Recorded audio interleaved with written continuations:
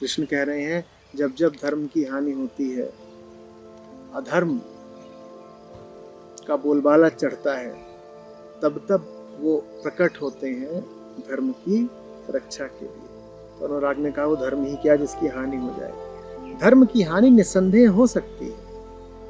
क्यों लग रहा है तुम्हें कि धर्म की हानि नहीं हो सकती? धर्म सत्य थोड़े ही है। सत्य किसी से संबंधित नहीं होता, सत्य स्वयंभू होता है, सत्य असंबद्ध होता है। धर्म जीव के लिए होता है। जीव है तो धर्म है, और जीव को धर्म क्यों चाहिए? ताकि जीव सत्य तक पहुंच सके। सत्य आखिरी मंजिल है, धर्म राह है। वो जो आखिरी मंजिल है वो किसी और लोक की है, अलौकिक है, किन्हीं आसमानों में है, अविरल है, अनंत है, अखंड है, अमर है। उसकी कोई हानि नहीं हो सकती, वो अवध्य है। लेकिन जीव को जिस मार्ग से सत्य तक जाना है, उस मार्ग की तो हानि हो सकती है। जब तुम अधर्म की राह चलोगे तो जीवन कैसा हो जाएगा तुम्हारा? दुख, दारिद्र्य, कष्ट, तमाम तरह के रोग, संकीर्णताएं, क्षुद्रताएं, बेचैनियां।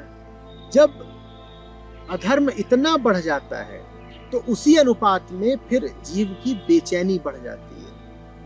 तब विवश होकर जीव को आंख खोलनी ही पड़ती है।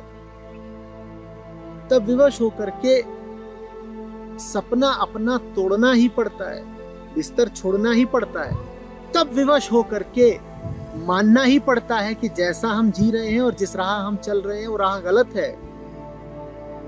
और तब विवश होकर के जीव को सत्य की ओर मुड़ना ही पड़ता है। जीव के सत्य की ओर मुड़ने को ही कृष्ण स्वयं के सृजन का नाम दे रहे हैं।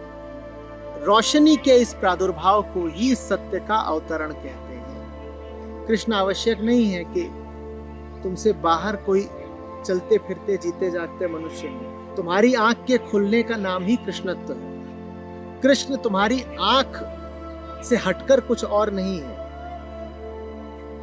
तुम्हारी आंख बंद है तो अधर्म, तुम्हारी आंख खुली है तो कृष्ण।